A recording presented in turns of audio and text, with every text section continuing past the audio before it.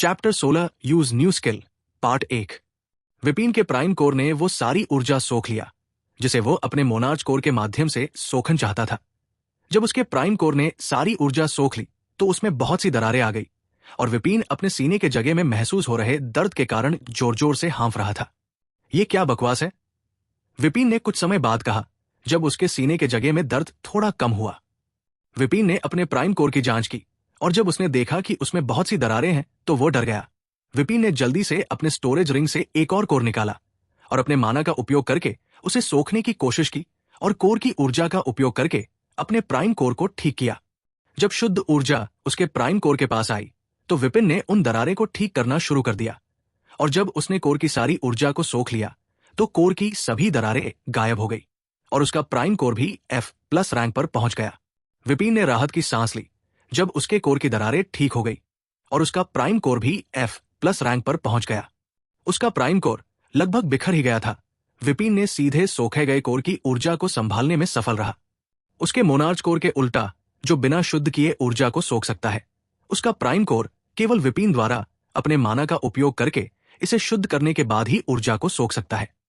लेकिन अभी किसी कारण से उसके मोनार्च कोर ने ऊर्जा को नहीं सोखा तो ये उसके प्राइम कोर के पास चली गई जिसने इसे लगभग नष्ट कर ही दिया था। मेरे मोनार्च कोर ने अधिक ऊर्जा को सोखना क्यों बंद कर दिया? विपिन आए इस अचानक बदलाव से हैरान था। विपिन ने अपनी स्टेट्स विंडो खोली और अपना प्रोग्रेस को देखा। Name Vipin, rank F+, mana core rank D, strength F+, agility F+, mana F+, stamina F+, intelligence F+, luck E+, charm C, skill shadow walk, speed shadow bullet, physique shadow monarch physique, title job none. अपना stats window को देखने के बाद और ये देखने के बाद कि कैसे उसके मोनार्च कोर ने ऊर्जा को उसके प्राइम कोर की ओर भेज दिया, विपिन समझ गया कि अपने मोनार्च कोर की रैंक बढ़ाने के लिए विपिन को पहले अपने प्राइम कोर की रैंक बढ़ानी होगी। मेरे स्टोरेज रिंग में अभी भी 7 कोर बचे हैं। ये कोर मेरे प्राइम कोर को ई रैंक तक आगे बढ़ाने के लिए पूरा होने चाहिए। विपिन ने अपने मोनार्च कोर का उपयोग करके ऊर्जा को सोखने में असफल होने के बाद अपने प्राइम कोर की रैंक सुधारने का फैसला किया। पहले विपिन ने सोचा कि उसका मोनार्च कोर आसानी से आगे बढ़ जाएगा क्योंकि ये कोर की 100% ऊर्जा को सोख सकता है। लेकिन जब उसने ना शुरू किया तभी उसे पता चला कि भले ही उसका मोनार्च कोर एक कोर से 100% ऊर्जा को सोख लेता है, फिर भी उसे अपने प्राइम कोर की तुलना में अधिक कोर की आवश्यकता होती है। लेकिन विपिन को इससे कोई परेशानी नहीं थी क्योंकि वह महसूस कर सकता था कि हर बार जब उसका मोनार्च कोर आगे बढ़ता है तो उसे अपनी शक्ति में एक बड़ी छलांग देखने को मिलती है जो उसका प्राइम कोर कभी नहीं दे सकता। विपिन ने अपने बचे हुए कोर को भी सोख लिया और जैसा कि उसने उम्मीद की थी, उसका प्राइम कोर ई रैंक पर पहुंच गया जब उसने अपनी शैडो फिजिक का त्याग करने के बाद मिले सभी कोर को सोख लिया। जब उसका प्राइम कोर ई रैंक पर पहुंच गया तो विपिन ने महसूस किया कि उसका शरीर एक पायदान और मजबूत हो गया है और जब उसने अपने शरीर के अंदर चल रही असीम शक्ति को महसूस किया तो वो राहत की सांस लेने से खुद को रोक नहीं सका। Name Vipin, rank E, Mona core rank D, strength E, agility E, मना E, stamina E, intelligence E, luck D, charm C।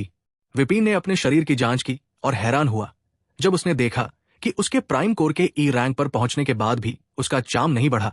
Vipin ने अपनी स्टेटस विंडो बंद कर दी और आखिरकार जब उसने सभी कोर को सोख लिया तो वो खड़ा हो गया। जब वो खड़ा हुआ तो उसे थोड़ा अजीब लगा क्योंकि उसकी ऊंचाई जो पहले 180 सेंटीमीटर थी अब बढ़कर 185 सेंटीमीटर हो गई थी। लेकिन उसने जल्दी से आए इस बदलाव को अपना लिया और उस टूटी हुई दीवार को देखा जिससे वो इस अजीब हॉल में आया था। विपिन ने हॉल में देखा लेकिन उसे धूल के एक छोटे से पहाड़ के अलावा कुछ नहीं मिला जो मूर्ति के बर्बाद होने के बाद बना था और मंच धूल में बदल गया था क्योंकि उसके मोनार्च कोर से निकलने वाली काली आभा बहुत भयानक थी। जब विपिन को उस व्यक्ति का कोई निशान नहीं मिला जिसने उससे बात की थी तो वो हॉल से बाहर जाने लगा। विपिन टूटी हुई दीवार से हॉल के बाहर आया तो उसने उस चमगादड़ की लाश देखी जिसने अपने आखिरी हमले में उसे लगभग मार ही डाला था। लेकिन विपिन को कुछ समय के लिए अपनी आंखें बंद करनी पड़ी क्योंकि उसे लगा कि हाल में बहुत रोशनी है और वो सीधे सूर्य को देख रहा था। कुछ समय बाद उसकी आंखें रोशनी के हिसाब से ढल गई, और जब उसने टूटी हुई दीवार के पीछे हॉल रूम को देखा तो वो हैरान हो गया कि हॉल पूरी तरह से अंधेरा में है, लेकिन फिर भी वो सब कुछ साफ देख सकता था। मुझे नाइट विजन भी मिल गया, विपिन ने सोचा कि अब वो पूरी तरह से अंधेरे में भी देख सकता है। जब उसकी आंखें रोशनी के हिसाब से ढल गई तो विपिन चमगादड़ के पास आया। उसकी तलवार उसके सिर में फंसी हुई थी, और यह स्पष्ट था कि चमगादड़ की मौत विपिन के आखिरी समय में किए गए तलवार के वार से हुई थी। विपिन चमगादड़ की लाश के पास आया और अपनी तलवार निकाली। तलवार निकालने के बाद उसने कोर की तलाश की, और उसे हैरान हुआ कि उसे चमगादड़ के शरीर के अंदर एक कोर मिला। विपिन ने खुशी खुशी कोर को अपने स्टोरेज रिंग के अंदर रख दिया। साथ ही राक्षसों को मारकर पहले के 3 कोर को भी, उसने इन कोर को भी नहीं सोखा था, क्योंकि हालांकि अब उसके पास अदृश्य औषधि के बिना डंजन में जाने के लिए पर्याप्त ताकत है, फिर भी वो कुछ कोर बेचकर थोड़ा पैसा कमाना चाहता था। जब उसने डंजन में जाने के लिए अदृश्य औषधि खरीदी तो उसका बैंक खाता लगभग खाली हो गया। मुझे लगता है कि अब कप नूडल्स पर जीने के मेरे दिन अब खत्म हो गए हैं, विपिन ने दुखी आवाज में कहा, क्योंकि पिछले 2 सालों से जब से वो पैसे बचा रहा था, उसे हर दिन कप नूडल्स खाने के लिए मजबूर होना पड़ रहा था। कोर बेचने के बाद मैं अच्छे खाने के लिए सबसे प्रसिद्ध दुकान में जाऊंगा, विपिन ने कहा, और डंजन से बाहर निकलने की ओर चलना शुरू कर दिया। जब विपिन बाहर के गेट से मात्र 700 मीटर दूर था तो उसने देखा कि एक शेर जैसा राक्षस जो 2 मीटर लंबा था, उसका रास्ता रोका हुआ है, लेकिन इसके बजाय उसे वही डर महसूस हुआ जो उसे चमगादड़ को देखकर महसूस हुआ था। इस बार विपिन ने एक बार भी नहीं हिला और धीरे कदमों से शेर की ओर चलता रहा। किसी कारण से जब उसने शैडो शेर राक्षस को देखा तो उसे उससे जरा भी खतरा महसूस नहीं हुआ। विपिन भी अपनी शक्ति का परीक्षण करना चाहता था, इसलिए वो शांति से शेर की ओर चला गया। जब शेर को विपिन की मौजूदगी का एहसास हुआ तो उसने उसकी दिशा में देखा, और जब किसी कारण से उसकी गहरी पीली आंखें विपिन की काली आंखों से मिली तो शेर को लगा कि उसके शरीर के अंदर की शैडो की शक्ति कांप रही है, क्योंकि वो उन गहरी काली आंखों में देख रहा था। Chapter 17 use new skill part 2। Vipin शेर से 50 मीटर दूर रुक गया। राक्षस ने पहले ही विपिन को देख लिया था, लेकिन उसने विपिन पर तुरंत हमला नहीं किया, क्योंकि वो विपिन से एक खतरनाक आभा महसूस कर सकता था। विपिन मुस्कुराया जब उसने देखा कि शेर उसे देखकर कैसे सावधान हो रहा था। अगर वो पहले होता तो शेर उसे सांस लेने का मौका दिए बिना ही उस पर हमला कर देता। शेर ने विपिन पर दहाड़ लगाई जब उसने देखा कि विपिन उसके सामने कैसे मुस्कुरा रहा था। हालांकि वो विपिन से खतरे को महसूस कर सकता था, क्योंकि एक राक्षस जिसका पहला विचार ही मारने का होता है, वो इसे और समय तक बर्दाश्त नहीं कर सका और अपनी पूरी गति से विपिन की ओर बढ़ा। शेर एक डी-रैंक का राक्षस था, उसकी गति बहुत तेज थी, लेकिन जब विपिन ने उसे देखा तो उसे लगा कि शेर धीमी गति से आगे बढ़ रहा है। जब शेर उसकी ओर बढ़ा तो विपिन भी आगे बढ़ा। जल्दी करो, विपिन ने अपने नए सीखे स्किल का उपयोग किया और उसकी चाल तेजी से बढ़ गई। विपिन अपनी जगह से गायब हो गया और शेर से लगभग 70 मीटर पीछे दिखाई दिया। जब विपिन रुका तो उसे लगा कि उसका सिर घूम रहा है, क्योंकि वो अपने मोनार्च कोर के साथ डी रैंक पर आगे बढ़ा था और उसका प्राइम कोर भी ई रैंक पर आगे बढ़ा था। विपिन की चाल कई गुना बढ़ गई, और चूंकि वो पहली बार इसका इस्तेमाल कर रहा था, इसलिए वो इसे नियंत्रित नहीं कर पा रहा था और शेर के सामने आने के बजाय वो उसके 70 मीटर पीछे दिखाई दिया। अरे, अगर मैं दौड़ते समय किसी चीज से टकराना नहीं चाहता तो मुझे अभ्यास करना होगा, विपिन ने कहा जब उसने देखा कि वो अपनी नई शक्ति को नियंत्रित करने में सफल नहीं था। शेर जो विपिन की ओर दौड़ रहा था वो भी रुक गया और जल्दी से अपने पीछे देखने लगा। जब उसे लगा कि उसके पीछे विपिन की महसूस किया, शेर ने एक बार फिर दहाड़ लगाई और विपिन की ओर झपट्टा मारा। विपिन ने भी गहरी सांस ली और शेर की ओर दौड़ा, लेकिन उसने अपनी चाल को सुधारने के लिए इस बार जल्दबाजी में स्किल का उपयोग नहीं किया, क्योंकि वो पहले अपनी गति को नियंत्रित करना चाहता था। जल्दबाजी में स्किल का उपयोग किए बिना भी विपिन शेर से बहुत तेज था, और जब वो शेर के पास आया तो राक्षस ने विपिन के शरीर को कुचलने के लिए अपने सामने के पंजे का इस्तेमाल हथौड़े की तरह किया, लेकिन उसने अपनी चाल से शेर के पंजे को आसानी से चकमा दिया और शेर के चेहरे पर मुक्का मारा। शेर दर्द से दहाड़ उठा जब विपिन की मुट्ठी सीधे उसके चेहरे पर लगी, और धक्के के कारण वो विपिन से 10 मीटर दूर जा गिरा। विपिन अपनी ताकत से हैरान था, क्योंकि आमतौर पर एक औसत रैंक डी हंटर को अपने साधारण रैंक वाले राक्षस से लड़ने में मुश्किल होती है, लेकिन यहां वह अपनी पूरी ताकत का उपयोग किए बिना शेर पर हावी होने में सफल हुआ।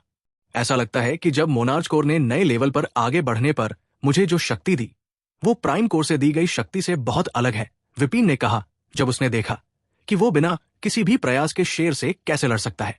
विपिन के मुक्के से उड़ जाने के बाद शेर दहाड़ कर खड़ा हो गया। अचानक शेर से एक काली धुंध निकलने लगी और उसके पूरे शरीर को ढकने लगी।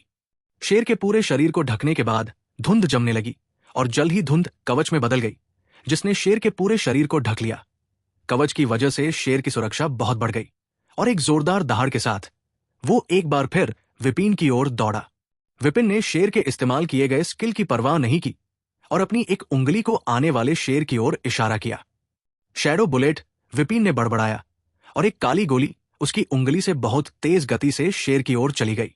चूंकि शेर अपनी पूरी गति से विपिन की ओर भाग रहा था, इसलिए वो बुलेट को चकमा नहीं दे पाया और गोली शेर के सिर के बीच में जा लगी। गोली शेर के कवच को आसानी से भेद गई और शेर की सख्त त्वचा भी शैडो बुलेट को पूरी तरह से रोक नहीं पाई। बुलेट शेर के सिर में और भी गहरी धंस गई और उसके माथे के बीच में एक छोटा सा छेद कर दिया। भागता हुआ शेर जोर से दहाड़ता हुआ जमीन पर गिर पड़ा जब बुलेट उसके माथे के बीच में लगी और उसके माथे से काला खून बहने लगा। शैडो बुलेट की शक्ति खराब नहीं है, विपिन ने कहा जब उसने देखा कि कैसे उसकी बुलेट आसानी से शेर की रक्षा को भेदती हुई निकल गई। मुझे लगता है कि मैं अपनी वर्तमान शक्ति से किसी भी रैंक डी राक्षस का आसानी से सामना कर सकता हूं। मुझे इस शेर को खत्म कर देना चाहिए ताकि मैं वापस जाकर कुछ खा सकूं। आज इतना कुछ करने के बाद मुझे बहुत तेज से भूख लगी है, विपिन ने कहा और शेर की ओर दौड़ा, जो अभी भी उस गोली के कारण दर्द से दहाड़ रहा था जो उसे पहले लगी थी। अपनी एजिलिटी के साथ विपिन पलक झपकते ही शेर के सामने आ गया और एक बार फिर शैडो बुलेट का इस्तेमाल किया, लेकिन इस बार विपिन ने पहले से 3 गुना अधिक माना का इस्तेमाल किया। विपिन की उंगली की नोक पर एक तेज दिखने वाली 2 सेंटीमीटर लंबी बुलेट बनी और उसने शेर पर बुलेट चलाई। बुलेट शेर के सिर को चीरती हुई उसके दिमाग को बर्बाद कर दिया। एक जोरदार दर्दनाक दहाड़ के साथ शेर ने सांस लेना बंद कर दिया और मर गया। विपिन ने एक पल के लिए शेर के बेजान शरीर को देखा और याद किया कि कैसे कुछ घंटे पहले वो उन राक्षसों से लड़ने के लिए संघर्ष कर रहा था जिनके पास भी इस शेर के समान ही ताकत थी। लेकिन कुछ घंटों बाद ही एक घटना के कारण सब कुछ बदल गया। जब विपिन ने सोचा कि उसने कितनी आसानी से शेर को मार दिया तो उसके चेहरे पर एक छोटी सी मुस्कान आ गई। मैं हैरान हूं कि एकेडमी के उन घमंडी छात्रों के चेहरे पर किस तरह का भाव होगा जब उन्हें मेरी ताकत के बारे में पता चलेगा। शेर को मारने के बाद विपिन ने कोर की तलाश की, लेकिन दुर्भाग्य से उसे कुछ नहीं मिला। विपिन इससे निराश नहीं हुआ और एक बार फिर डंजन के बाहर के गेट की ओर चलने लगा।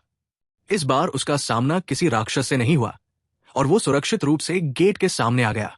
विपिन ने एक गहरी सांस ली और डंजन से बाहर निकल गया, एक नया जीवन शुरू करने के लिए जहां उसे दूसरों की नजरों को नहीं सहना पड़ेगा और वो अपनी शक्ति को बढ़ा सकेगा।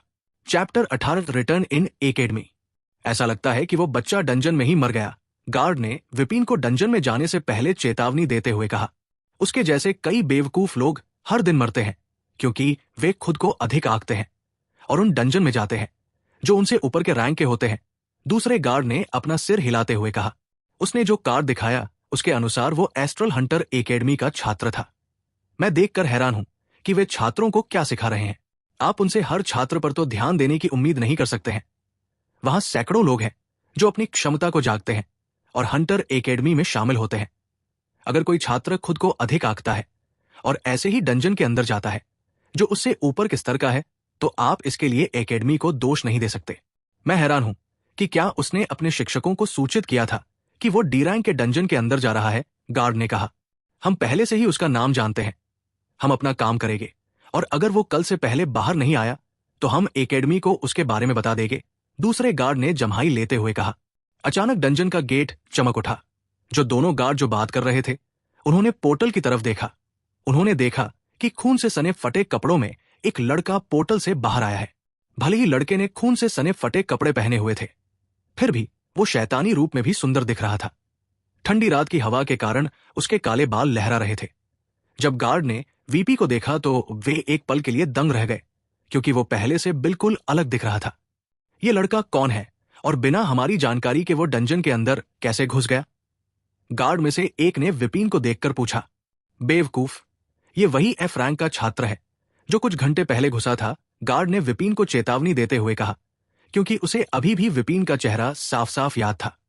हालांकि विपिन पहले से बिल्कुल अलग दिख रहा था, फिर भी वो उसे पहचान पा रहा था। क्या? गार्ड चिल्लाया और विपिन के चेहरे को ध्यान से देखा। आखिर उसका रूप इतना कैसे बदल गया है? उसने चौंक कर पूछा, जब उसने भी विपिन को पहचान लिया। डंजन से बाहर आने के बाद विपिन डंजन के गेट की ओर चला गया, जहां पहरेदार खड़े थे। जब वो उनके पास पहुंचा तो उसने हल्की मुस्कान के साथ उनकी ओर सिर हिलाया। तुम्हें क्या हुआ? गार्ड ने विपिन से पूछा जब वो उनके पास आया। विपिन पहले तो उलझन में था, लेकिन फिर उसे याद आया कि उसके कोर एडवांसमेंट की वजह से उसका रूप काफी बदल गया है। उसके पहले के दुबले शरीर में कुछ मांसपेशियां आ गई है और उसकी लंबाई और आकर्षण भी काफी बढ़ गया है। मूल रूप से वो पहले से बिल्कुल अलग दिखता है। मैं बस भाग्यशाली था और मेरा कोर ई रैंक पर आगे बढ़ गया, इसलिए मेरा रूप थोड़ा बदल गया, विपिन ने अपने सिर के पीछे खुजलाते हुए कहा। यह सुनकर गार्ड चौंक गया, क्योंकि उन्होंने कभी किसी के रूप को एफ रैंक से ई रैंक पर आगे बढ़ने के बाद इतना बदलते नहीं देखा था। लेकिन उन्हें विपिन के रूप में अचानक बदलाव का कोई और कारण भी नहीं मिल पाया, इसलिए वे कुछ भी नहीं कह पाए। तुम्हारी किस्मत अच्छी है कि तुम डंजन में नहीं मरे। अगली बार तुम्हें अपने रैंक के अनुसार ही डंजन में जाना चाहिए, गार्ड ने कहा जब उसने देखा कि विपिन के कपड़े फटे हुए हैं और वो खून में लथपथ है। धन्यवाद, सलाह के लिए मैं इसे ध्यान में रखूंगा, विपिन ने विनम्रता से कहा और दूर जाने लगा। इस बार गार्ड ने उसे नहीं रोका। विपिन ने टैक्सी देखकर हाथ हिलाया। टैक्सी ड्राइवर विपिन के पास रुका। एस्ट्रेट हंटर एकेडमी। क्या आप हंटर एकेडमी के छात्र हैं? ड्राइवर ने एकेडमी की ओर जाते हुए पूछा। वो विपिन के फटे हुए कपड़ों से हैरान नहीं था, क्योंकि वो शैडो किंगडम डंग के पास ही रहता था और कई हंटर डंग में लड़ने के बाद फटे हुए कपड़ों के साथ बाहर आते हैं। हाँ, मैं अपने अंतिम वर्ष में हूं, विपिन ने टैक्सी ड्राइवर को जवाब दिया। हाँ, मैं भी एक हंटर बनना चाहता था, लेकिन किसी भी क्षमता को जागृत करने में सफल नहीं हुआ। विपिन ने यह सुनकर कुछ नहीं कहा, क्योंकि वो पहले से ही जानता था कि बहुत कम लोग अपनी क्षमता को जागृत कर सकते हैं। ड्राइवर ने भी इसके बाद बात करना बंद कर दिया और एकेडमी की ओर गाड़ी चलाना जारी रखा, जबकि विपिन बैठे बैठे उन चीजों के बारे में सोच रहा था जो आज उसके साथ हुई। वो ज्यादातर इस बात को लेकर उलझन में था कि उसने अपनी शैडो फिजिक का त्याग करने के बाद शैडो मोनार्च फिजिक कैसे प्राप्त की, क्योंकि उसे यकीन था कि जिस व्यक्ति ने उसकी फिजिक ली थी वो वहां नहीं था जिसने उसे ये फिजिक दी थी। मुझे देखना होगा कि लोग किस तरह से उन्हें अपनी बॉडी फिजिक मिलती है। विपिन ने एकेडमी में वापस आने के बाद इस बात पर ध्यान देने के बारे में सोचा कि कोई व्यक्ति बॉडी फिजिक कैसे मिल सकती है। हालांकि मेरी शक्ति डी रैंक से भी अधिक है, फिर भी मेरे शरीर की आभा ई रैंक की शक्ति दिखा रही है। विपिन का मोनार्च कोर भी कोई आभा नहीं छोड़ रहा था, इसलिए जो कोई भी विपिन को देखेगा उसे लगेगा कि वो ई रैंक का हंटर है।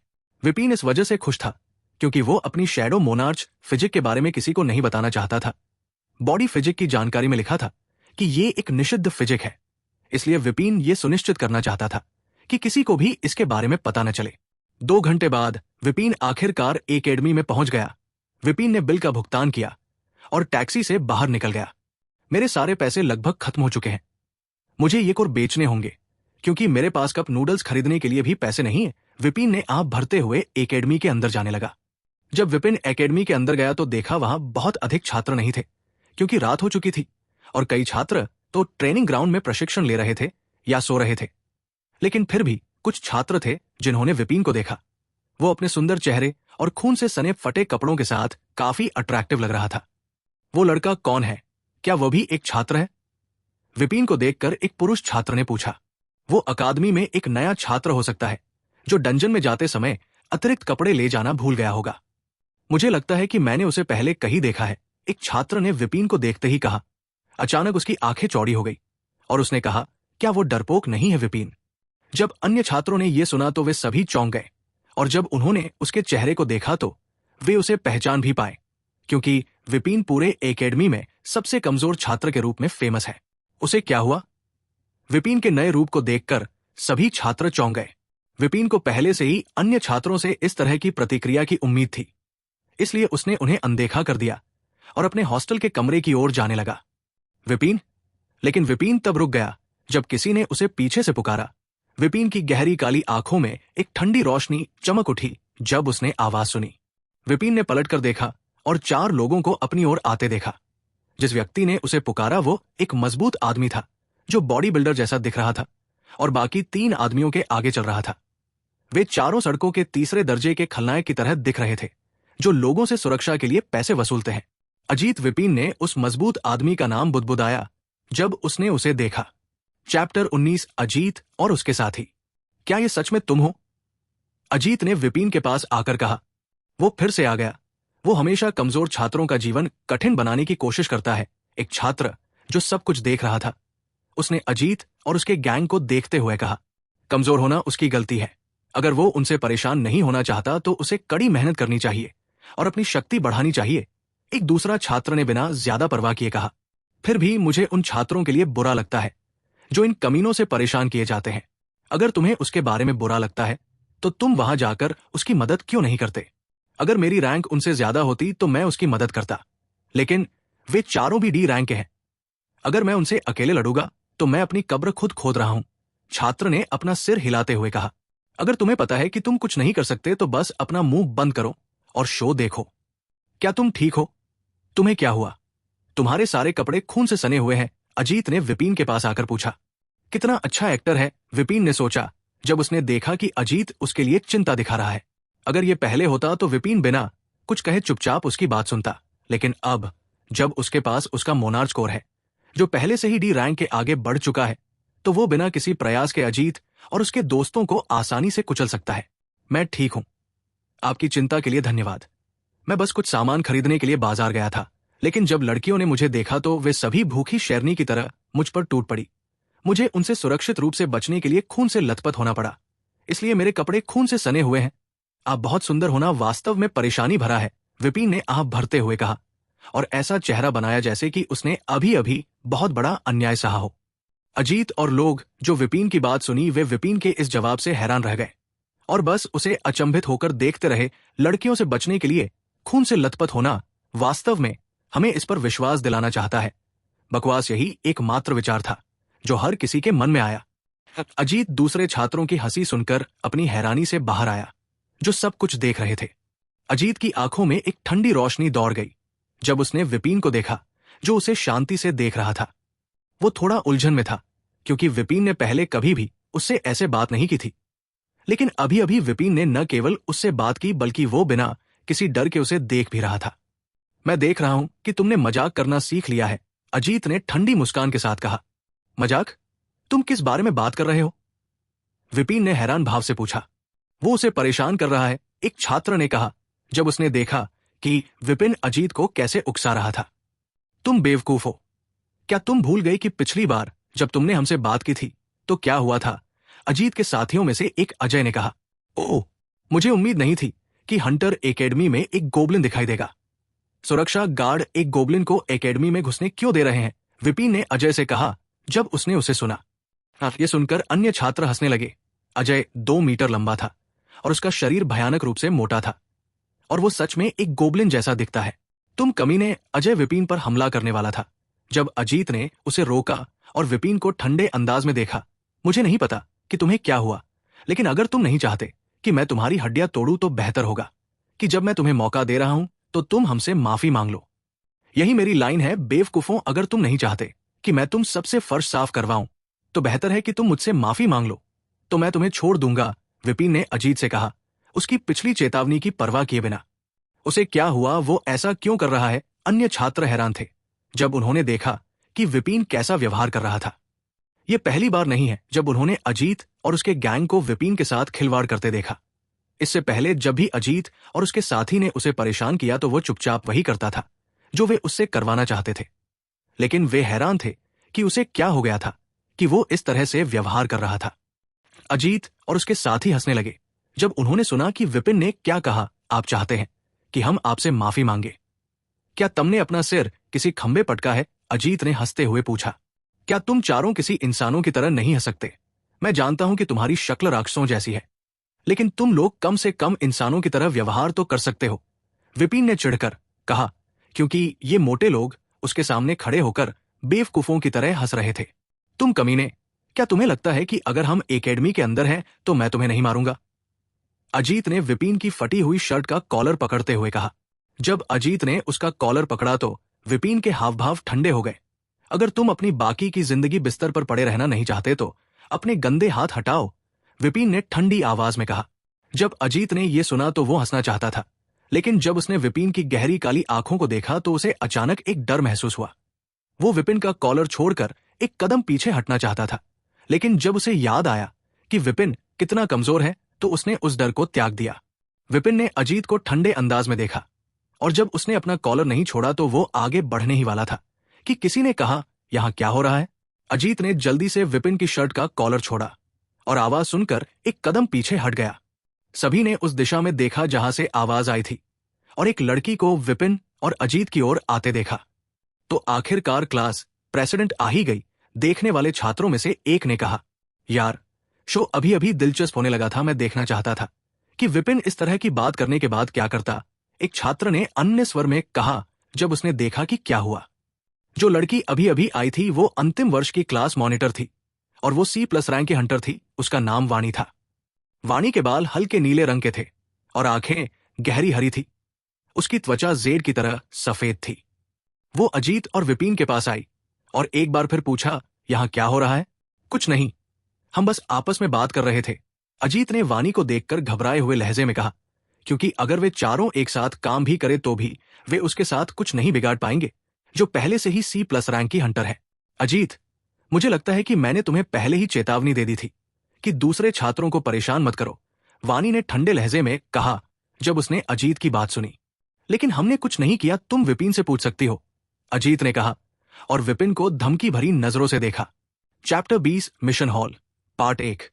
जब विपिन ने देखा कि अजीत उसे कैसे देख रहा है तो उसने बस उपहास किया, लेकिन वो अपने मामले में किसी और को शामिल नहीं करना चाहता था। इसलिए उसने कहा, ये लोग मुझसे कुछ राक्षसों के बारे में जानकारी के बारे में पूछ रहे थे, क्योंकि वे एक डंजन में जाना चाहते हैं। ये मोटा सिर वाला क्लास में ध्यान नहीं देता है और अब मुझसे इसके बारे में पूछ रहा है। वाणी विपिन की बात से हैरान थी, क्योंकि अतीत में जब भी अजीत और दूसरे लोग ने उसे धमकाया था, विपिन ने कभी भी उनके खिलाफ कुछ नहीं कहा था। हालांकि उसने उनके खिलाफ कुछ नहीं कहा था, फिर भी वो हैरान थी कि विपिन कम से कम कुछ कहे बिना पीछे नहीं हटा। बस एक साधारण कारण था कि विपिन ने अजीत और उसके साथी के बारे में कभी कुछ नहीं कहा, क्योंकि वो उसकी स्थिति से अच्छी तरह वाकिफ थी। हंटर एकेडमी ऐसी जगह नहीं है जहां आप जब भी धमकाए जाएं तो अपने टीचर से शिकायत कर सके। जब तक तुम सीमा पार नहीं करोगे तब तक टीचर्स भी कुछ नहीं करेंगे। वाणी क्लास की मॉनिटर है। अगर विपिन उससे अजीत के बारे में शिकायत करता है तो अजीत और उसके साथी कुछ समय के लिए तो ठीक रहेगा, लेकिन कुछ समय बाद फिर से उसे परेशान करेगा। इसके अलावा विपिन नहीं चाहता था कि कोई और उसके काम में शामिल हो, इसलिए उसने अभी तक ये नहीं बताया कि अजीत उससे झगड़ा कर रहा है। अगली बार क्लास में तुम लोगों को ध्यान देना चाहिए, नहीं तो तुम लोग फिर राक्षस के बारे में जानकारी लेने के लिए मेरे पास आए तो तुम्हें इसकी कीमत चुकानी पड़ेगी। लेकिन शायद तुम लोग उस कीमत को चुका न सको, विपिन ने अजीत के कंधे को थपथपाते हुए कहा। अजीत और उसके साथी विपिन को गुस्से भरी आंखों से देख रहे थे, लेकिन वाणी के सामने कुछ भी नहीं कह सकता था। चूंकि मैंने तुम्हें राक्षसों के बारे में पहले ही जानकारी दे दी है, इसलिए मैं अपने रास्ते पर चलता हूं, विपिन ने कहा और अपने हॉस्टल के कमरे की ओर चलने लगा। मैं कसम खाता हूं कि तुम्हें इसका पछतावा होगा, अजीत ने विपिन को देखते हुए सोचा, जो पहले ही चलने लगा था। मुझे उम्मीद है कि तुम लोग मुझे क्लास मॉनिटर के रूप में अपने अधिकार का उपयोग करने का मौका नहीं देंगे, वाणी ने कहा और वह भी चली गई। शो मेरी उम्मीद से बेहतर था, एक छात्र ने कहा जब उसने अजीत और उसके साथी के मुरझाते हुए चेहरे को देखा। क्या शो है? मुझे यकीन है कि विपिन ने पहले ये बातें कहकर अपनी कब्र खुद खोदी है। क्या तुम लोग को लगता है कि इन लोगों से ये सब कहने के बाद वो ठीक रहेगा? एक दूसरे छात्र ने कहा।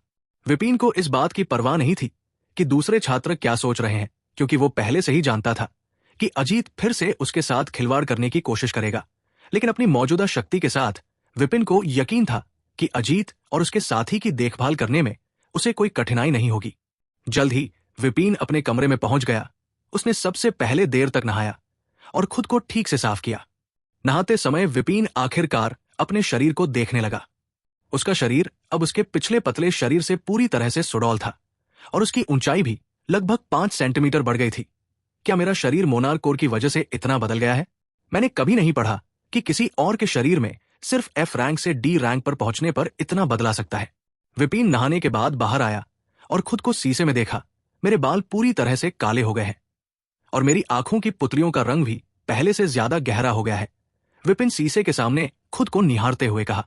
खुद को शीशे में देखने के बाद विपिन ने कुछ कपड़े पहने और खाने के लिए कुछ नूडल्स बनाए।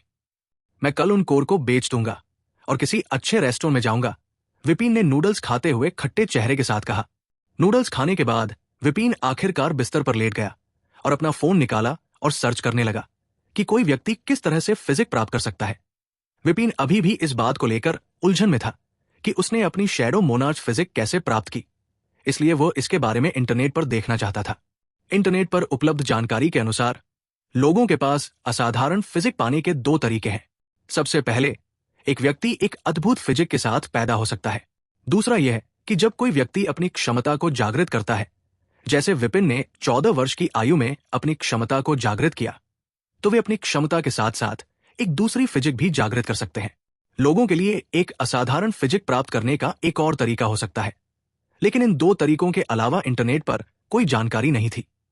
जब विपिन ने इसे पढ़ा और इन दो तरीकों के बारे में सोचा तो उसकी आंखें चौंक कर चौड़ी हो गई और उसे आखिरकार कुछ एहसास हुआ।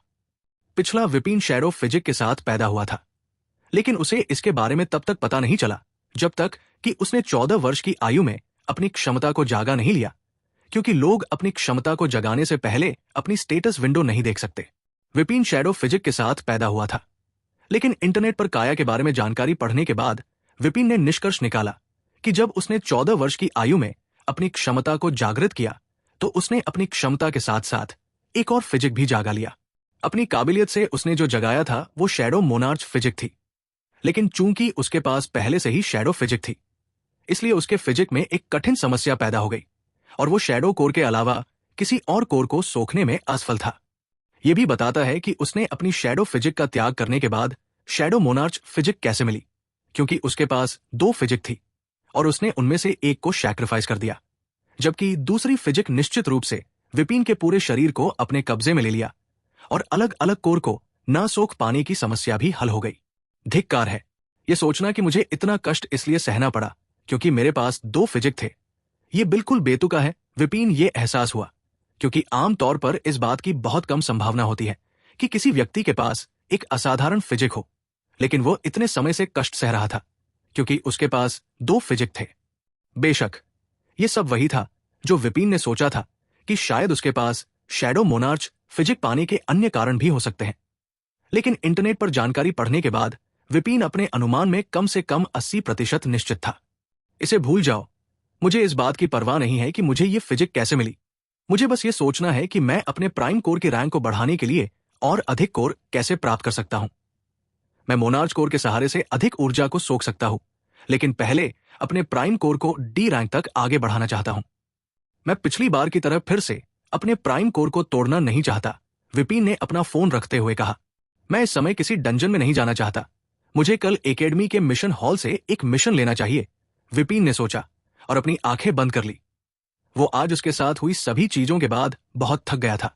Chapter 21 mission hall part 2। अगले दिन नाश्ते के बाद विपिन बॉयज हॉस्टल से बाहर आया और मिशन हॉल की तरफ जाने लगा। मिशन हॉल वो जगह है जहां हंटर एकेडमी के छात्र विभिन्न प्रकार के मिशन ले सकते हैं और मिशन पॉइंट प्राप्त करते हैं। एकेडमी के मिशन हॉल में कई प्रकार के मिशन उपलब्ध हैं। इनमें से अधिकतम मिशन साधारण लोगों द्वारा जारी किए जाते हैं जो हंटर नहीं है। ये मिशन बहुत खतरनाक नहीं होती क्योंकि अधिकांश मिशन छात्रों को सिखाने के लिए होते हैं। विपिन एक 2 मंजिला इमारत के सामने आया। वहां कई छात्र थे जो इमारत के अंदर जा रहे थे और बाहर निकल रहे थे। विपिन इमारत के अंदर गया और कई रिसेप्शन देखे। छात्र रिसेप्शनिस्ट से बात कर रहे थे और अपने लिए सबसे उचित मिशन चुन रहे थे। विपिन एक रिसेप्शनिस्ट के पास गया। जब विपिन रिसेप्शनिस्ट के पास गया तो रिसेप्शनिस्ट ने पूछा, मैं आपकी कैसे मदद कर सकती हूं? क्या कोई डी रैंक मिशन है? विपिन ने रिसेप्शनिस्ट के पास आकर उससे पूछा, क्या आप मुझे एकेडमी द्वारा दिया गया अपना हंटर कार्ड दिखा सकते हैं? रिसेप्शनिस्ट ने पूछा क्योंकि वह उसे उसकी रैंक की जांच करने के बाद ही मिशन दिखा सकती है।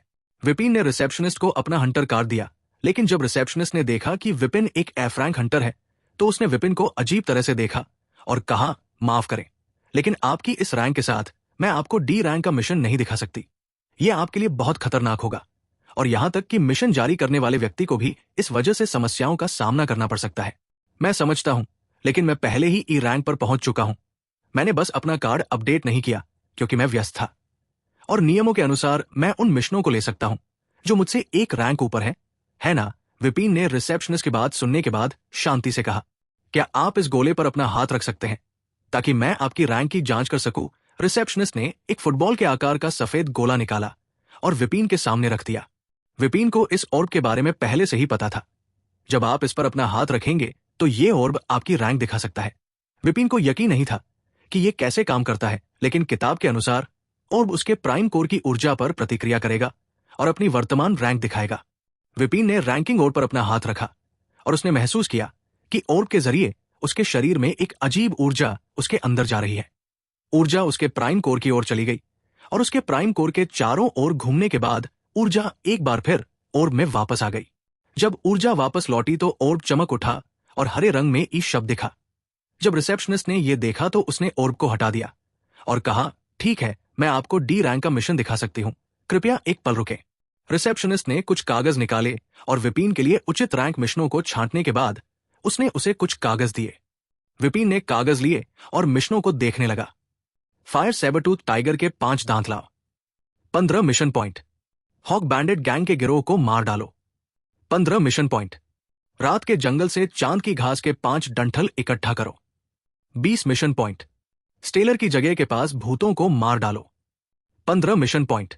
इसमें कई मिशन थे और ज्यादातर मिशनों को 15 मिशन पॉइंट इनाम में दिए गए थे। विपिन इन मिशन पॉइंट का इस्तेमाल एकेडमी से हथियार, पोषण, कोर और कई और चीजें खरीदने के लिए कर सकता था। विपिन ने 30,000 रुपए से जो रैंक 2 की अदृश्य औषधि खरीदी थी, उसे ये सिर्फ 50 मिशन पॉइंट से खरीदा जा सकता है। विपिन ने कई मिशन देखे, लेकिन उसे अपनी पसंद का कोई मिशन नहीं मिला। लेकिन अचानक विपिन को एक मिशन दिखा और वो रुक गया। बटा सामान को एस्ट्रेट शहर से ओहान शहर तक सुरक्षित पहुंचाए। 20 मिशन पॉइंट। ओहान शहर। अगर मैं गलत नहीं हूं तो वहां पहुंचने के लिए आपको जंगली इलाके से होकर जाना होगा। अगर मैं ये मिशन चुनता हूं तो मुझे जंगल में रहने वाले कई राक्षसों का सामना करना पड़ेगा। विपिन ने मिशन की जानकारी को पढ़ते हुए सोचा। विपिन ने कुछ देर सोचा और आखिरकार इस मिशन को चुन लिया। मैं ये मिशन लेना चाहता हूं, विपिन ने रिसेप्शनिस्ट को कागज देते हुए कहा। क्या आप सच में ये मिशन चुनना चाहते हैं कि हालांकि ये एक डी रैंक मिशन है लेकिन बहुत अधिक कठिन है? जंगली जगह में कई डी रैंक के राक्षस है, रिसेप्शनिस्ट ने पूछा जब उसने देखा कि विपिन ने कौन सा मिशन चुना है। हाँ, क्या आप इस मिशन की और जानकारी दे सकती हैं? विपिन की बात सुनने के बाद रिसेप्शनिस्ट ने कुछ नहीं कहा और मिशन की जानकारी के लिए अपने कंप्यूटर पर देखा। मिशन की जानकारी को देखने के बाद रिसेप्शनिस्ट ने जानकारी प्रिंट करके विपिन को दे दिया। विपिन ने जानकारी देखा और भौहें चढ़ाते हुए कहा, मेरे अलावा 3 और हंटर होंगे और मिशन कल शुरू होगा। विपिन को उम्मीद नहीं थी कि उसके अलावा और हंटर होंगे, लेकिन जब उसने इस बारे में ध्यान से सोचा तो उसे एहसास हुआ कि यह स्वाभाविक है कि और हंटर होंगे, क्योंकि जंगली जगह में बहुत सारे राक्षस होंगे और एक हंटर अकेले सब कुछ संभाल नहीं सकता जब तक कि वो बहुत अच्छा हंटर ना हो। चलो बाजार जाकर कुछ चीजें खरीदते हैं जो इस मिशन में मेरी मदद करेंगी, विपिन ने सोचा और रिसेप्शनिस्ट को धन्यवाद देने के बाद वो मिशन हॉल से बाहर चला गया। विपिन अपने कमरे में वापस नहीं गया, बल्कि वो एकेडमी से बाहर निकल गया और टैक्सी लेने के बाद वो एक बार फिर शहर के प्लाजा में आया जहां उसने पिछली बार अदृश्य औषधि खरीदी थी। विपिन यहां उन कोर को बेचने आया था जो उसने शैडो किंगडम डंजन में राक्षसों को मारने से मिले थे। विपिन प्लाजा के अंदर आया और लिफ्ट लेने के बाद 10वीं मंजिल पर चला गया जहां लोग कोर बेचते और खरीदते हैं। चैप्टर 22 सिटी को छोड़ना। विपिन प्लाजा की 10वीं मंजिल पर पहुंचा और 7वीं मंजिल के विपरीत जहां कई लोग पोषण बेचते थे, लेकिन इस मंजिल पर बहुत कम लोग थे क्योंकि शायद ही यहां कोई राक्षस कोर बेचता हो। विपिन रिसेप्शनिस्ट के पास गया। जब रिसेप्शनिस्ट ने विपिन को देखा तो उसने विनम्रता से उससे पूछा, मैं आपकी कैसे मदद कर सकती हूं? विपिन ने 4 शैडो कोर निकाले और कहा, मैं ये शैडो कोर बेचना चाहता हूं। रिसेप्शनिस्ट की आंखें चमक उठीं जब उसने 4 शैडो कोर देखे। जरूर, हम आपको एक शैडो कोर के लिए 30,000 क्रेडिट दे सकते हैं। यहां आने से पहले विपिन ने पहले ही इंटरनेट पर कोर की कीमत चेक कर ली थी और वो रिसेप्शनिस्ट की दी गई कीमत से सहमत था, इसलिए उसने कोर बेच दिए और 1,20,000 क्रेडिट मिल गए। कोर बेचने के बाद विपिन 7वीं मंजिल पर गया और कुछ हीलिंग और माना पोषण खरीदे क्योंकि इस बात की बहुत अधिक संभावना है कि वो अपने मिशन के दौरान घायल हो सकता है। कुछ औषधियां खरीदने के बाद विपिन प्लाजा से निकल गया और यात्रा के लिए कुछ खाने की चीजें खरीदने लगा। जब विपिन ने सारे काम कर लिए तब तक शाम हो चुकी थी। मुझे आज किसी रेस्टोरेंट में खाना चाहिए क्योंकि मैं कल एक मिशन पर जा रहा हूं। विपिन एस्ट्रेड शहर के सबसे अच्छे रेस्टोरेंट में से एक में गया। खाने के बाद फिर विपिन जल्दी आराम करने के लिए एकेडमी में वापस चला गया क्योंकि कल उसे ओहन शहर के लिए जाना होगा। अगले दिन विपिन ने एक टैक्सी ली और शहर के गेट की ओर चला गया जहां वो और 3 हंटर्स और मिशन जारी करने वाले व्यापारी से मिलेगा।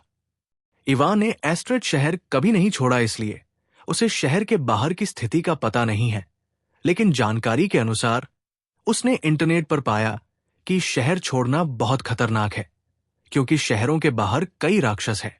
अरोड़ा दुनिया में ज्यादातर शहर एक सुरक्षा कवच है जो किसी भी राक्षस को उनके पास आने से रोकता है, लेकिन जब कोई शहर छोड़ता है तो वह इस कवच की सुरक्षा खो देता है और उसे अपनी शक्ति से राक्षस से खुद की रक्षा करनी पड़ती है।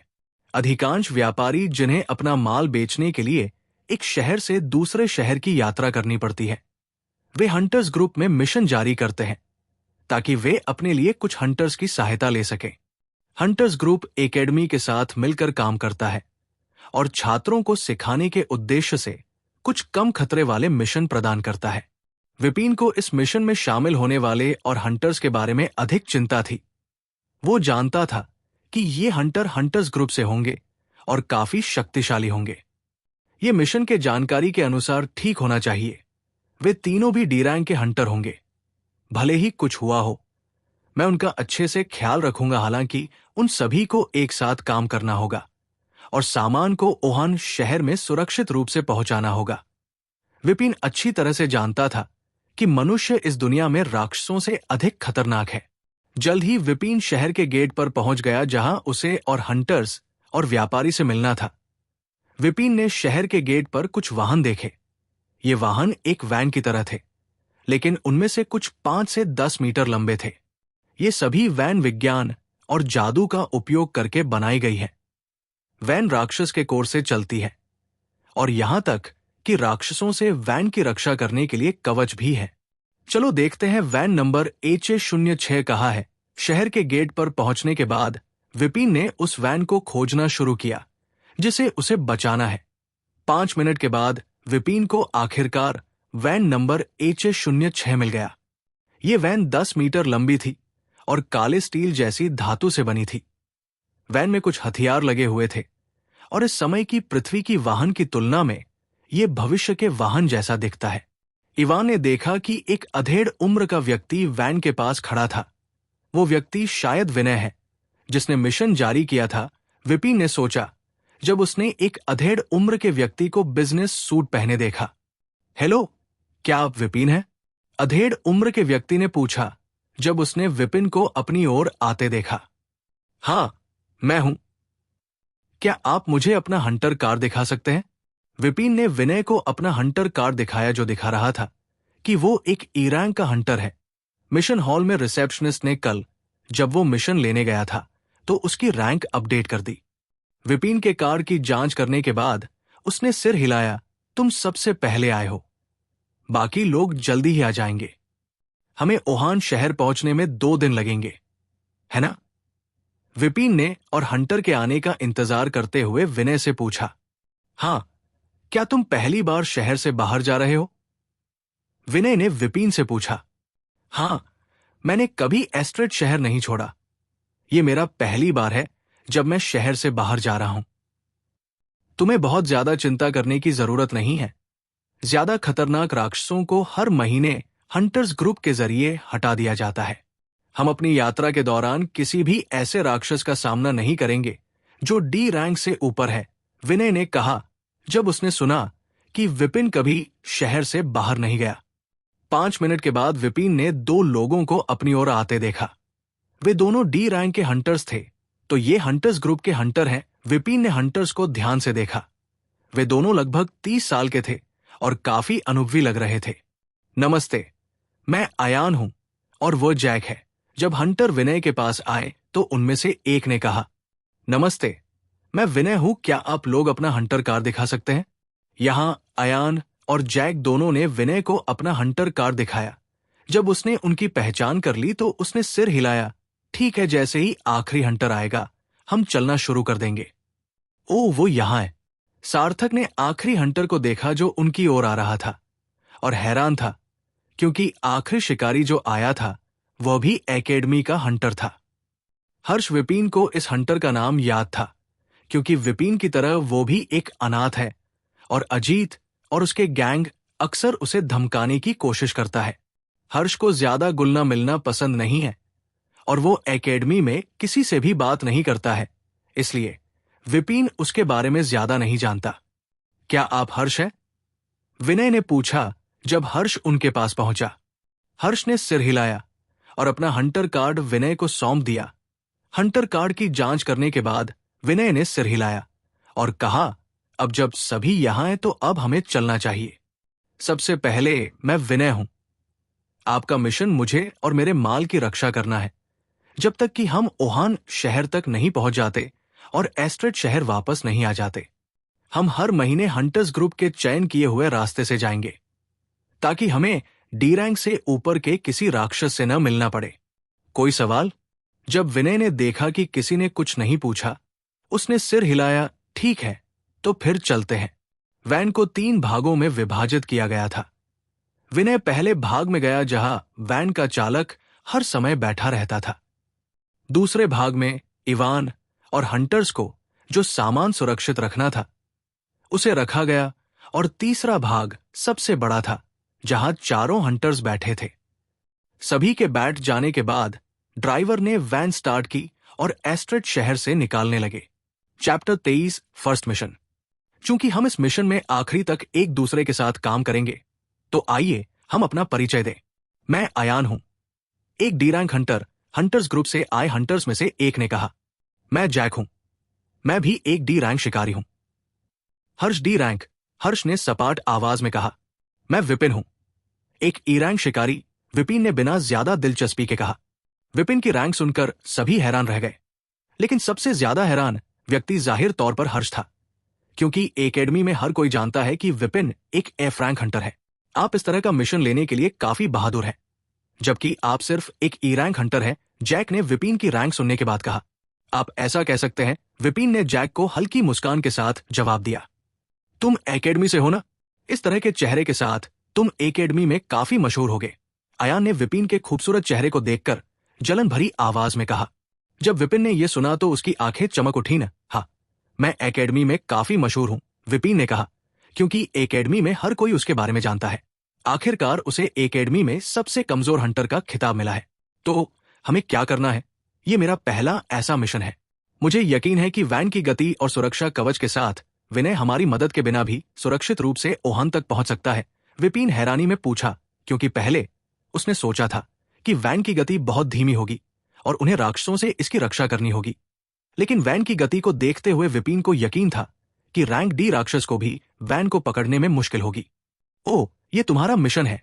ठीक है, ये बूढ़ा आदमी इसके बारे में कुछ जानकारी देगा, जैक ने एक बूढ़े आदमी की भाव के साथ कहा।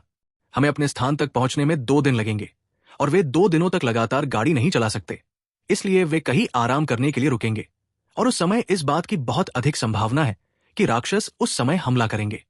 राक्षस तो एक बात है, लेकिन डाकू भी है। जब भी मौका मिलता है व्यापारियों को लूट लेते हैं।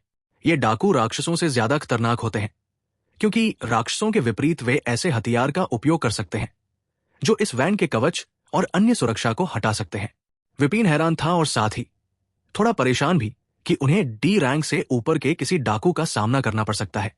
लेकिन जैक के अगले शब्द सुनने के बाद विपिन शांत हो गया।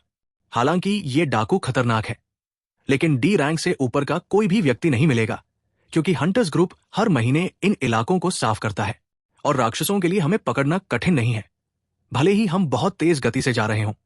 स्काई ईगल और फॉरेस्ट टाइगर जैसे कुछ राक्षस हैं जो अपनी गति से हमें आसानी से पकड़ सकते हैं, अयान ने जैक के समझाने के बाद कहा। विपिन ने सिर हिलाया और समझा कि मिशन के दौरान उन्हें क्या करना है। इसके बाद सभी ने बात करना बंद कर दिया। अयान और जैक ने अपनी आंखें बंद कर ली और कुछ नहीं कहा। हर्ष मुंह की तरह बैठा रहा। उसने अयान और जैक से अपना परिचय देने के बाद कुछ नहीं कहा। फिर विपिन खिड़की से बाहर की ओर देखने लगा, लेकिन अचानक विपिन ने देखा कि कोई उनका पीछा कर रहा है। विपिन ने ध्यान से देखा और देखा कि 5 राक्षस वैन का पीछा कर रहे थे। उनकी गति भी काफी तेज थी और वे सियार जैसे दिख रहे थे। सभी 5 राक्षस 2 मीटर लंबे थे और उनका फर हल्का भूरा था। 5 राक्षस है जो हमारा पीछा कर रहे हैं, विपिन ने खिड़की से बाहर देखते हुए कहा। जैक ने अपनी आंखें खोली और बाहर देखा, ये जंगली सियार है। हालांकि वे तेज हैं, लेकिन वे हमें पकड़ नहीं पाएंगे। विपिन ने यह सुनकर सिर हिलाया, क्योंकि वो ये भी देख सकता था कि समय बीतने के साथ सियार की गति धीमी होती जा रही थी, क्योंकि कोर की मदद से चलने वाली वैन से उल्टा राक्षस उन्हें पकड़ने के लिए अपनी ऊर्जा खर्च कर रहे हैं। अगर आप ऊब गए हैं तो आप इसका उपयोग करके बाहर देख सकते हैं। विपिन ने अयान की आवाज सुनी, जो अपनी उंगली वैन की छत की ओर इशारा कर रहा था। जब विपिन ने वैन की छत पर देखा तो उसे वहां एक स्लाइडर दिखाई दिया। विपिन खड़ा हुआ और स्लाइडर को आगे की ओर धकेला और अपना सिर वैन की छत से बाहर निकाला। वैन का कवच फिलहाल ऊर्जा बचाने के लिए बंद था। जब राक्षस वैन के पास आएंगे तो कवच चालू हो जाएगा। विपिन ने सुबह की ठंडी हवा को महसूस किया। जब उसने अपना सिर वैन से बाहर निकाला, यहाँ की हवा काफी ताजी है, विपिन ने ठंडी हवा का आनंद लेते हुए कहा। विपिन नजारे का आनंद ले ही रहा था जब उसने अचानक देखा कि सियार का एक और समूह उनका पीछा करना शुरू कर दिया है। जब विपिन ने यह देखा तो उसने सबसे पहले हर्ष और दूसरे हंटर्स की तरफ देखा, ताकि ये जान सके कि वे बाहर तो नहीं देख रहे हैं। जब उसे मालूम की कि वे बाहर नहीं देख रहे थे तो विपिन के चेहरे पर मुस्कान आ गई। चूंकि मैं ऊब रहा हूं, इसलिए मुझे शैडो बुलेट से अभ्यास करना चाहिए। विपिन ने अपनी उंगली से उन सियार में से एक की ओर इशारा किया जो उनका पीछा कर रहा था, शैडो बुलेट। विपिन की उंगली के सामने एक काली छोटी गोली बनी और बिजली की गति से सियार में से एक की ओर चली गई। गोली पलक झपकते ही सियार के सामने आ गई और उसके माथे में घुस गई। लेकिन विपिन ने गोली में ज्यादा माना का इस्तेमाल नहीं किया था, इसलिए वो ज्यादा अंदर तक नहीं घुस पाई। लेकिन भागता हुआ सियार फिर भी गोली लगने पर जमीन पर गिर पड़ा। शैडो बुलेट का अंधा करने वाला स्किल शुरू हो गई। उसका शिकार 2 सेकंड के लिए अंधा हो जाता है। विपिन हैरान हुआ जब उसकी शैडो बुलेट का अंधा करने वाली स्किल को देखा। शैडो बुलेट, आप माना का इस्तेमाल करके शैडो से बनी गोली चला सकते हैं। गोली की शक्ति इस बात पर निर्भर करती है कि आपने इसे चलाने के लिए कितना माना इस्तेमाल किया है। 5% संभावना है कि शैडो बुलेट लगने के बाद शिकार बनने वाला 2 सेकंड के लिए अंधा हो जाएगा। जब गोली सियार पर लगी तो वो दर्द से चीख उठा। उसकी तेज चीख की वजह से अयान और दूसरे लोग जल्दी से बाहर देखने लगे। क्या हुआ? जैक ने विपिन की तरफ देखते हुए पूछा, क्योंकि वो अकेला था जो बाहर देख रहा था। कुछ नहीं, वो सियार अचानक भागते हुए गिर गया और एक चट्टान से टकरा गया। विपिन ने उनकी ओर देखे बिना उत्तर दिया। जब जैक और दूसरे लोगों ने ये सुना तो उन्होंने बाहर देखना बंद कर दिया और एक बार फिर अपनी आंखें बंद कर ली। मैं पूरी तरह से भूल गया था कि चोट लगने के बाद वो बहुत तेज आवाज करेंगे, विपिन ने राहत की सांस लेते हुए कहा। विपिन ने फिर से अपनी शैडो बुलेट का इस्तेमाल नहीं किया और 6 घंटे की लगातार यात्रा के बाद ड्राइवर ने आखिरकार थोड़ा आराम करने के लिए वैन रोक दी। चैप्टर 24, ये बहुत कमजोर है। विनय ने वैन रोकने के बाद विपिन और दूसरे हंटर से कहा, चलो यहां थोड़ा आराम करते हैं। विपिन और विनय सामान की सुरक्षा के लिए यहां रुकेंगे। आप दोनों को हमारे आसपास की जगहों का पता लगाना चाहिए। अयान ने वैन से बाहर आने के बाद हर्ष और जैक से कहा। ठीक है, जैक ने कहा और हर्ष के साथ उनके आसपास की जगहों का पता लगाने चला गया। किस तरह के राक्षस यहां हम पर हमला कर सकते हैं? विपिन ने सामान की रखवाली करते हुए पूछा। यहां कई तरह के राक्षस हैं जिनका सामना हम कर सकते हैं, लेकिन उनमें से ज्यादातर ई रैंक के आसपास होंगे। और अगर मैं गलत नहीं हूं तो यहां से दूर दूर तक एक तालाब भी नहीं है, इसलिए इस बात की बहुत संभावना है कि हम यहां वाटर टाइप के राक्षसों का सामना कर सकते हैं। अयान ने अपने आसपास की जगहों को ध्यान से देखते हुए कहा। हर्ष और जैक 20 मिनट बाद लौटे। हमने अपने आसपास 200 मीटर की दूरी तय की। जैक ने वापस आने के बाद कहा, बस कुछ ई रैंक राक्षस थे। हमने बिना किसी समस्या के उनका ख्याल रखा। ये अच्छा है। अगर कुछ भी गलत नहीं हुआ तो हम बिना किसी राक्षस का सामना किए यहां से निकल जाएंगे। जैक की बात सुनने के बाद अयान ने कहा, अरे दोस्तों, लंच तैयार है, यहां आओ। विपिन और दूसरे लोगों ने विनय की आवाज सुनी, जो वैन के ड्राइवर के साथ पकाए गए स्टेक खा रहा था। विनय ने एक छोटा चूल्हा बनाया और उस पर कुछ मांस पका रहा था। क्या हम पिकनिक के लिए यहां आए हैं? विपिन ने अवाक भाव से सोचा जब उसने विनय और उसका ड्राइवर को इस जंगल में चूल्हे में मांस पकाते देखा। तुम दोनों पहले जाकर खा लो, हम तब तक देखते हैं जब तक तुम दोनों खाना खा नहीं लेते, अयान ने हर्ष और जैक से कहा, क्योंकि वे अभी अभी अपने आसपास की जगहों का निगरानी करके वापस आए थे। विपिन और अयान आसपास की जगह पर नजर रखेंगे जब तक जैक और हर्ष खाने के बाद वापस नहीं आते। क्या ट्रांसपोर्ट के मिशन इतने आसान होने हैं? विपिन ने खाना खाते समय पूछा। नहीं, ज्यादातर समय जब भी हम जंगल में रुकते हैं तो हमें राक्षसों का सामना करना पड़ेगा। मैं हैरान हूं कि अब तक कोई राक्षस हमें परेशान करने नहीं आया, जबकि हम 1 घंटे से ज्यादा समय से यहां हैं। अयान ने मांस का एक बड़ा टुकड़ा खाते हुए कहा। लगता है कि मैंने ये बात जल्दी बोल दी, अयान ने अवाक नजर से कहा। जैसे ही अयान ने बोलना बंद किया, सभी ने भेड़ियों की चीख सुनी। लड़ने के लिए तैयार हो जाओ, भेड़ियों का एक झुंड हमारी ओर आ रहा है। वे 20 सेकंड में यहां पहुंच जाएंगे, जैक चीख सुनकर चिल्लाया। तुम लोग वैन के अंदर जाओ, हम इन राक्षसों का ख्याल रखेंगे, अयान ने विनय और ड्राइवर से कहा, जो भेड़ियों की चीख सुनकर जल्दी से वैन की ओर भागे। कितने हैं जैक? अयान ने जैक और हर्ष के साथ वैन के पास आके पूछा। अगर मैं गलत नहीं हूं तो 3 भेड़िए होने चाहिए, जैक ने अपनी तलवार पकड़ते हुए कहा। क्या ये उसकी स्किल है? विपिन ने खुद से सोचा, जब जैक ये बताने में सक्षम था कि कितने भेड़िए उन पर हमला करेंगे। तुम दोनों एक भेड़िए को संभाल सकते हो, अयान ने विपिन और हर्ष से कहा। जैक और मैं बाकी 2 को मार देंगे। विपिन और हर्ष ने सिर हिलाया और कुछ नहीं कहा, भले ही 3 से ज्यादा हों, लेकिन मुझे उन्हें संभालने में कोई समस्या नहीं होगी। विपिन ने उस दिशा में देखते हुए सोचा जहां से उन्होंने चीख सुनी थी। 20 सेकंड के बाद विपिन ने आखिरकार 3 भेड़ियों को तेज गति से अपनी ओर आते देखा। भेड़ियों की लंबाई 2 मीटर थी और उनका फर पूरी तरह से हरा था। तीनों भेड़िए अपनी गहरी पीली आंखों से उन्हें देख रहे थे, जो खून की प्यास से भरी हुई थी। उनसे लड़ते समय सावधान रहना, वे एयर टाइप के भेड़िए हैं और उनकी एगिलिटी और उनकी प्रतिक्रिया की गति काफी तेज है। अगर तुमने उन्हें एक भी मौका दिया तो वे इसे नहीं चूकेंगे, जैक ने भेड़ियों को देखने के बाद सभी से कहा। भेड़ियों को देखने के बाद विपिन ने अपना हाथ आगे बढ़ाया और उसकी शैडो से एक तलवार निकली, जिसे उसने बिना किसी परेशानी के पकड़ लिया। यह क्या था? विपिन के पास खड़े अयान ने पूछा कि अचानक एक तलवार जमीन से निकली। ये मेरा एक स्किल है, विपिन ने तलवार को देखते हुए जवाब दिया। यार, कम से कम मुझे पहले तो बताओ कि तुम ऐसा कुछ करने जा रहे हो।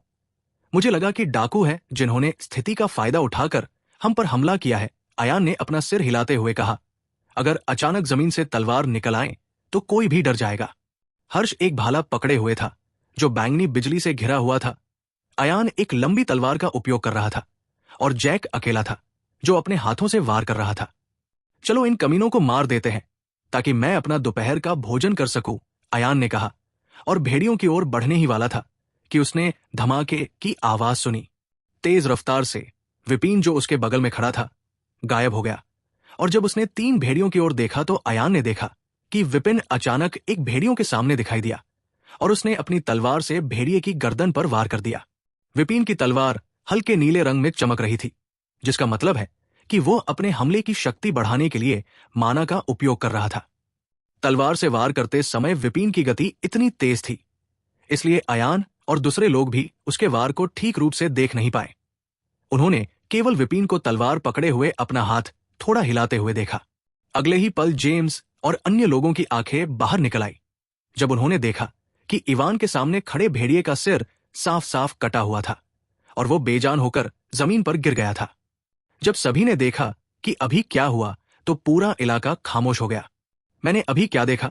जैक ने हैरानी में पूछा जब उसने देखा कि कैसे एक डी रैंक का राक्षस को सिर्फ एक वार से मार दिया गया। और चौंकाने वाली बात यह थी कि विपिन ने भेड़िए को मारते समय माना का इस्तेमाल किया था, इसलिए वे सभी उसकी आभा से बता सकते थे कि वो अभी भी एक ई रैंक का हंटर है। चैप्टर 25, क्या ये डी रैंक के राक्षस है? विपिन ने सोचा कि आखिर हुआ क्या है जब उसने देखा कि उसने कितनी आसानी से एक डी रैंक के राक्षस को मार दिया। क्या डी रैंक का राक्षस इतना कमजोर होता है? विपिन हैरान था कि वह एक साधारण तलवार से एक डी रैंक के जानवर का सिर काटने में सफल था। विपिन ने अपने हाथ में तलवार को देखा जो अभी भी उसके माना के कारण नीली रोशनी में चमक रही थी, और उसने माना की नीली परत के साथ एक बहुत पतली काली परत को भी देखा। काली परत बहुत पतली थी। विपिन को यकीन था कि मोनार्च कोर मिलने के बाद उसकी आंखें पहले से अधिक साफ देख सकता है, नहीं तो वो इस काली परत को नहीं देख पाता। क्या मेरा हमला इतना शक्तिशाली था क्योंकि मेरे माना में ये काली ऊर्जा मिली हुई है? विपिन ने सोचा जब उसने पतली काली परत देखी। सावधान, जैक की चीख सुनकर विपिन अपनी सोच से बाहर आया। जब विपिन ने और 2 भेड़ियों को देखा तो उसने देखा कि उनमें से एक पहले से ही उसके सामने था। और अपने सीधे पंजे से उसकी गर्दन पर वार कर रहा था। विपिन अभी भी स्पीड स्किल का इस्तेमाल कर रहा था, इसलिए उसने सब कुछ धीमी गति में देखा।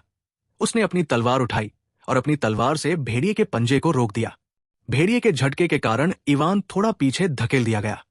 भेड़िया अपने किए गए हमले से संभाल पाता, इससे पहले विपिन ने अपनी तलवार भेड़िए के कंधे पर मार दी। भेड़िया का कंधा उसके शरीर के हिस्सों से लगभग अलग कर दिया था, तो भेड़िया दर्द से चीख उठा और भेड़िए के घायल कंधे से खून का फव्वारा फूट पड़ा। सावधान विपिन एक बार फिर भेड़िए पर हमला करने ही वाला था कि उसने अयान को चिल्लाते हुए सुना और बिना किसी हिचकिचाहट के वो बगल की तरफ कूद गया। जैसे ही विपिन बगल की ओर कूदा, एक हरे रंग का ब्लेड उसके पीछे की जगह से गुजरा और एक पेड़ से टकराया जो उससे ज्यादा दूर नहीं था। जब ब्लेड पेड़ पर लगा तो वो 2 टुकड़ों में बंट गया। विपिन की पीठ पर ठंडा पसीना आ गया जब उसने ये देखा। मुझे लड़ते समय अपने आसपास के माहौल पर ज्यादा ध्यान देना चाहिए, विपिन ने सोचा, जब वो दूसरे भेड़िए को अनदेखा करने से लगभग मर ही गया था। आखिर उसकी आभा ऐसे कैसे हो सकती है? मैं साफ तौर पर महसूस कर सकता हूं कि ये आदमी सिर्फ एक ई रैंक का हंटर है, इसलिए वो इन डी रैंक के राक्षसों के खिलाफ इस तरह कैसे लड़ सकता है? जैक ने चौंकने वाली आवाज में कहा। अरे तुम लोग एक ही एकेडमी से हो, क्या तुम्हें पता है कि क्या हो रहा है? अयान ने हर्ष से पूछा, जो विपिन को मुंह खोले के देख रहा था। अयान और जैक विपिन को नहीं जानते, लेकिन हर्ष अच्छी तरह जानता था कि विपिन एकेडमी का सबसे कमजोर छात्र है और सभी उसे कचरा कहते हैं। आखिर इस लड़के को क्या हो गया? हर्ष ने खुद से पूछा, जब उसने विपिन को डी रैंक के राक्षसों से लड़ते हुए देखा जैसे कि वो उनके साथ खेल रहा हो। कुछ दिन पहले ही मैंने देखा कि कैसे अजीत और दूसरे छात्र उसे धमका रहे थे। क्या वो उस समय नाटक कर रहा था? अरे, क्या तुम सुन रहे हो? जैक की आवाज सुनकर हर्ष अपने सोच से बाहर आया। मैंने एकेडमी में उससे कभी बात नहीं की, इसलिए मैं उसके बारे में नहीं जानता। हर्ष ने उन्हें विपिन के बारे में कुछ नहीं बताया, क्योंकि उसे भी यकीन नहीं था कि यहां क्या हो रहा है। एयर के ब्लेड से बचने के बाद विपिन ने उस भेड़िए को देखा जिसने उस पर हमला किया, और फिर एक डी रैंक के हंटर से भी ज्यादा तेजी से विपिन ने उन पर हमला किया। चूंकि एयर टाइप भेड़ियों की गाती दूसरे राक्षस से अधिक होती है, इसलिए जब विपिन उसके सामने आया तो वो किसी तरह उसे देख पाया। भेड़िए ने अपने अगले पंजे का इस्तेमाल किया और उसे हथौड़े की तरह विपिन पर मारा, लेकिन पंजे को चकमा देने के बजाय विपिन ने अपनी तलवार का उपयोग भेड़िए के पंजे से टकराने के लिए किया। विपिन की तलवार, जो माना की नीली परत से ढकी हुई थी, भेड़िए के पंजे से टकराया तो उसने उसे मक्खन को काटने वाले गर्म चाकू की तरह 2 टुकड़ों में काट दिया। भेड़िया दर्द से चीख उठा और इससे पहले कि वो कुछ कर पाता, विपिन ने एक बार फिर अपनी तलवार से भेड़िए की गर्दन पर वार किया। इस बार भी विपिन का वार भेड़िए की गर्दन को नहीं काट पाया, लेकिन उसने एक बार फिर भेड़िए का सिर काट दिया। उसे मारने के बाद विपिन ने भेड़िए की तरफ देखा जो खड़ा होने की कोशिश कर रहा था, लेकिन बुरी तरह विफल रहा क्योंकि उसका कंधा विपिन के पिछले हमले से लगभग कट गया था। विपिन शांत भाव से भेड़िए की ओर बढ़ा और एक ही वार में उसे मार डाला। हर्ष और दूसरे लोगों ने विपिन को ऐसे देखा जैसे वे किसी राक्षस को देख रहे हों। विपिन ने उन्हें अनदेखा किया और कोर की तलाश शुरू कर दी।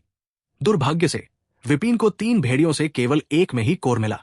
विपिन ने कोर और अपनी तलवार को जमीन पर गिरा दिया और दोनों चीजें अचानक जमीन को छूते ही गायब हो गई। विपिन ने उन्हें अपने शैडो स्पेस में रख लिया। विपिन अपने कोर को किसी के साथ बांटने के बारे में नहीं सोच रहा था, क्योंकि मिशन की जानकारी में लिखा था कि आप अपने द्वारा शिकार किए गए राक्षस के कोर को अपने पास रख सकते हैं। सब कुछ संभालने के बाद विपिन शांति से अयान और दूसरे लोगों की ओर चला गया। आप कौन हैं? जैक ने विपिन से पूछा जब वो उनके पास आया। क्या मैंने आपको पहले ही नहीं बताया था कि मैं एक ई रैंक का हंटर हूं? विपिन ने कहा। E rank? बकवास, यहां तक कि एक डी रैंक का हंटर भी उन राक्षसों को इस तरह नहीं मार सकता, अयान ने विपिन को देखते हुए कहा। मेरे पास बस कुछ स्किल है जो कुछ समय के लिए मेरी लड़ने की शक्ति को बेहतर बनाते हैं, विपिन ने कहा। ओह, किस तरह का कौशल आपकी शक्ति को 2 रैंक तक बढ़ा सकता है? जैक ने व्यंग्यात्मक स्वर में पूछा। मुझे नहीं लगता कि मेरे पास आप लोगों को अपने स्किल के बारे में बताना जरूरी है, विपिन ने चिढ़कर कहा, क्योंकि वह उनके सवालों से चिढ़ने लगा था। हाँ, आपको हमें अपने स्किल के बारे में बताने की जरूरत नहीं है, लेकिन चूंकि हम एक टीम के रूप में काम कर रहे हैं, इसलिए तुम्हें कम से कम हमें यह बताना चाहिए कि तुम आसानी से डी रैंक के राक्षस को मार सकते हो। जैक पीछे नहीं हटा और कहना जारी रखा। जब जैक ने यह सुना तो वो कुछ कहना चाहता था, लेकिन उसके मुंह से कुछ नहीं निकला, क्योंकि वो जानता था कि वह उस व्यक्ति पर कभी विश्वास नहीं करेगा। मुझे खेद है कि मैंने जरूरत से ज्यादा प्रतिक्रिया दी, जैक ने विपिन की बात सुनने के बाद कहा। चिंता मत करो, मैं समझ सकता हूं, और मेरा तुम लोगों को किसी भी तरह से नुकसान पहुंचाने का कोई इरादा नहीं है, विपिन ने चूल्हे की ओर जाते हुए कहा, जहां वह अपना दोपहर का भोजन कर रहा था। हर्ष अपने विचारों में खोए हुए विपिन की ओर देख रहा था। इस बीच अयान और जैक भी कुछ सोच रहे थे। विपिन को उनकी परवाह नहीं थी, क्योंकि उसने शुरू से ही अपनी शक्ति को छिपाने के बारे में कभी नहीं सोचा था। इस मिशन पर आने का उसका एकमात्र लक्ष्य 2 साल बाद एक ब्रेक लेना था, और यदि संभव हो तो कुछ कोर इकट्ठा करना चाहता था। अगर वो अपनी शक्ति छिपाता है तो वो कुछ कोर कैसे इकट्ठा कर पाएगा? मुझे उम्मीद है कि मैं अपने प्राइम कोर को E+ रैंक तक आगे बढ़ाने के लिए पर्याप्त कोर प्राप्त करने में सफल हो जाऊंगा, विपिन ने मांस का टुकड़ा खाते हुए सोचा।